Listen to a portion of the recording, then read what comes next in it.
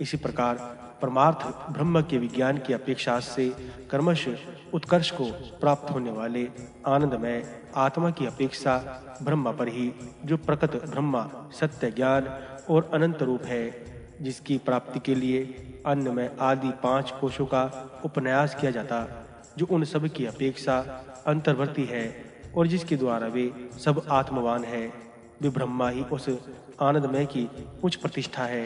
अविद्या द्वारा कल्पना किए हुए संपूर्ण द्वैत का निषेध विभूत व अद्वैत ब्रह्मा ही उसकी प्रतिष्ठा है, क्योंकि आनंदमय का पर्यवसान भी एक तत्व में ही होता है।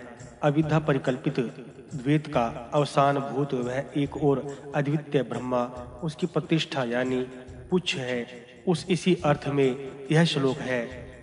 पुष्ट अनुवाक, यदि पुरुष ब्रह्म असत है ऐसा जानता है तो वह स्वयं भी असत ही हो जाता है, और यदि ऐसा जानता है कि ब्रह्मा है तो ब्रह्मवेताजन उसे सत समझते हैं। उस पूर्व कथित विज्ञान आनंदमय का, जो आनंदमय है, शरीर स्थित आत्मा है। अब आचार्य का ऐसा उपदेश सुनने के अनंतर शिष्य के ये अनुप्रश्न है, क्या कोई अविद्वान पुरुष भी इस शरीर को छोड़ने के अंतर्गत परमात्मा को प्राप्त हो सकता है, अथवा कोई विद्वान भी इस शरीर को छोड़ने के अनंतर परमात्मा को ही प्राप्त होता है या नहीं? इन प्रश्नों का उत्तर देने के लिए आचार्य भूमिका बांधते हैं। उस परमात्मा ने कामना की है मैं भूत हो जाऊं, अर्थात मैं उत्पन्न हो जाऊं। अतः उसने तप किया है। उसने तप करके ही यह जो कुछ है इस सब की रचना की है। इसे रचकर वह इसी में अनुप्रविष्ट हो गया है। इसमें अनुप्रवेश कर वह सत्य स्वरूप परमात्मा मूर्त अमूर्त देश काल आदि परिच्छिन्न रूप से कहे जाने योग्य और कहे जाने योग्य, आश्रय अनाश्रय, चेतन अचेतन एवं व्यवहारिक सत्य असत्य रूप हो गया। यह जो कुछ है उसे ब्रह्मविद्ता लोग सत्य इस नाम से पुकारते हैं।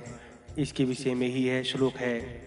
जिस प्रकार असत अविद्यमान पदार्थ पुरुष अर्थ से संबंध रखने वाला नहीं होता, उसी प्रकार वह भी असत के समान ही पुरुष अर्थ से संबंध नहीं रखने वाला हो जाता है।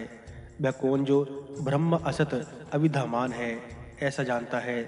चेत शब्द का अर्थ यदि है उसके विपरीत है, जो तत्व संपूर्ण विकल्पों का आश्रय, समस्त प्रवृत्तियों का बीज रूप और संपूर्ण विषयों से रहित भी है, वही ब्रह्मा है।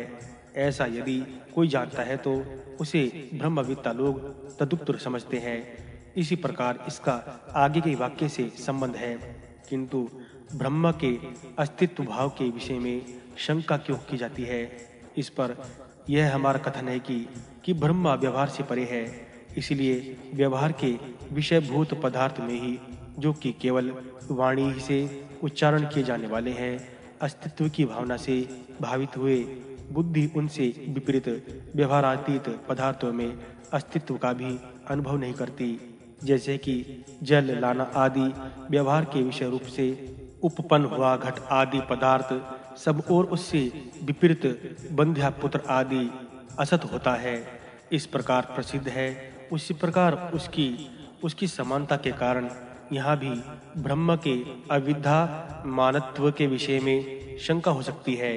इसीलिए कहा है ब्रह्मा है ऐसा यदि कोई जानता है इत्यादि। किंतु वह ब्रह्मा है ऐसा जानने वाले पुरुषों को क्या फल मिलता है? इस पर कहते हैं ब्रह्मविद्ता लोग इस प्रकार जानने वाले इस पुरुष को सत विद्यमान अर्थात ब्रह्म रूप से परमार्थ सत्य स्वरूप को प्राप्त हुआ समझते हैं।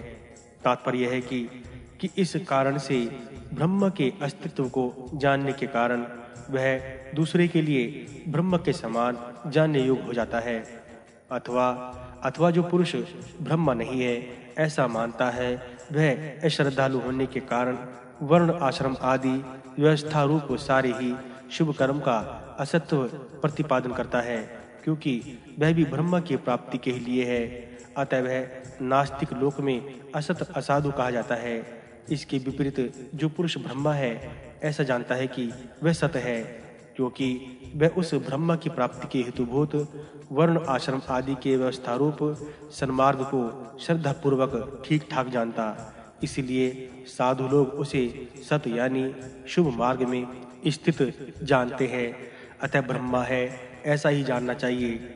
यह इस वाक्य का अर्थ है। उस विज्ञानमय का यही शरीर विज्ञानमय शरीर में रहने वाला आत्मा है। वह कौन है?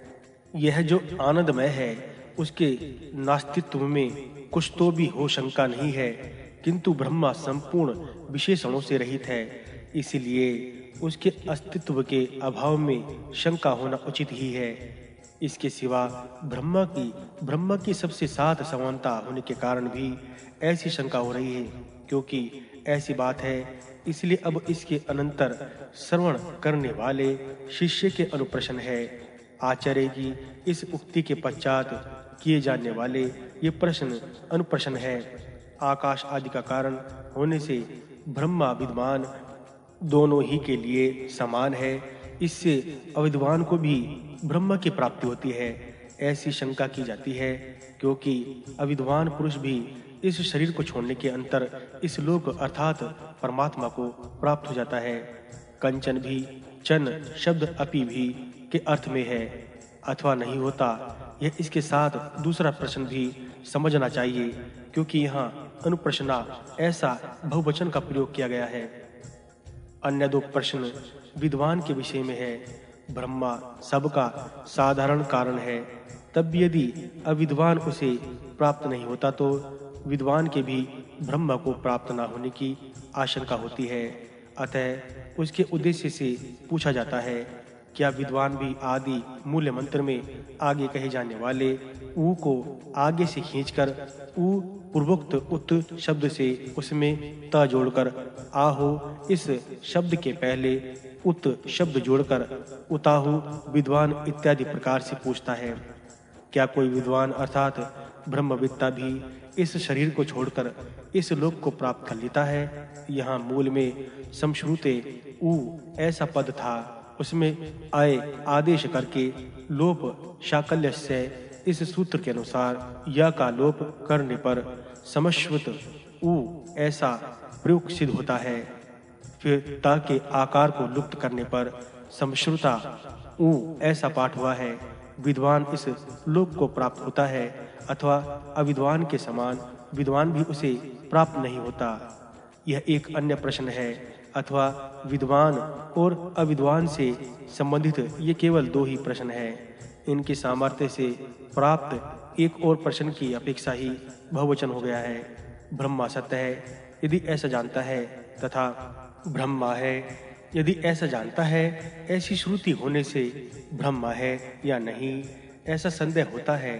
अतः ब्रह्मा है या नहीं यह अर्थत प्राप्त पहला अनुप्रश्न है, और ब्रह्मा पक्षपाती है नहीं, इसलिए अविद्वान उसे प्राप्त होता है या नहीं यह दूसरा अनुप्रश्न है। तथा ब्रह्म समान है, इसलिए अविद्वान के समान विद्वान की भी ब्रह्म प्राप्ति के विषय में विद्वान उसे प्राप्त होता है या नहीं ऐसी शंका की जाती है। यह तीसरा अनुप्रश्न है। आगे का ग्रंथ इन प्रश्नों का उत्तर देने के लिए ही आरंभ किया जाता है। उसमें सबसे पहले ब्रह्म के अस्तित्व का ही वर्णन किया जाता है। ब्रह्म सत्य ज्ञान और अनंत है ऐसा जो पहले कह चुके हैं, सो वह ब्रह्म की सत्यता किस प्रकार है वह बतलाना चाहिए। इस पर कहते हैं कि उसकी सत्ता बतलाने से ही उसके सत्य तत्व का भी प्रतिपादन हो जाता है। सत्य ही सत्य है ऐसा अनंतर कहा जाता भी है। अतः उसकी सत्ता बतलाने से ही उसका सत्तत्व भी बदल दिया जाता है। किंतु इस ग्रंथ का भी यही तात्पर्य है कि यह कैसे जाना गया। इस पर कहते हैं शब्दों के अनुगमन अभिप्राय से, क्योंकि वह सत्य है ऐसा कहते हैं। यदि यह आनंदमय आकाश न होता, आदि आगे के वाक्य भी इसी अर्थ से युक्त है। इसमें यह आशंका की जाती है कि ब्रह्म असत्य ही है। ऐसा क्यों है? क्योंकि जो वस्तु होती है वह विशेष रूप से उपलब्ध हुआ करती है, जैसे कि घट आदि, और जो नहीं होती उसकी उपलब्धि भी नहीं होती, जैसे शशंख आदि। इसी प्रकार ब्रह्म की भी उपलब्धि नहीं होती। अतः विशेष रूप से ग्रहण न किया जाने के कारण वह है ही नहीं। ऐसी बात नहीं, क्योंकि ब्रह्मा आकाश आदि कारण है।